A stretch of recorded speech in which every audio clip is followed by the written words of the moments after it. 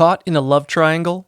Feeling as though you're in love with two people can be incredibly confusing, but you're not alone. Start by identifying how your feelings arose.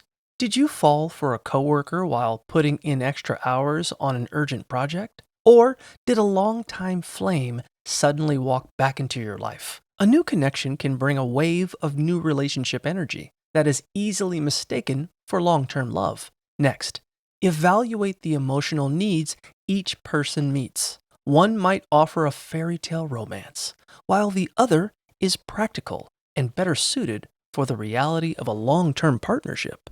Once you decide what you want, talk to each person separately in a private setting. If you choose to remain monogamous, weigh your long-term compatibility and let one person down gently. Alternatively, if everyone is open to it, you can explore ethical non-monogamy. Just remember that thruples are hard to come by and require navigating a different type of emotional and logistical landscape. Whatever you choose, be honest, open, and transparent when communicating your boundaries and feelings.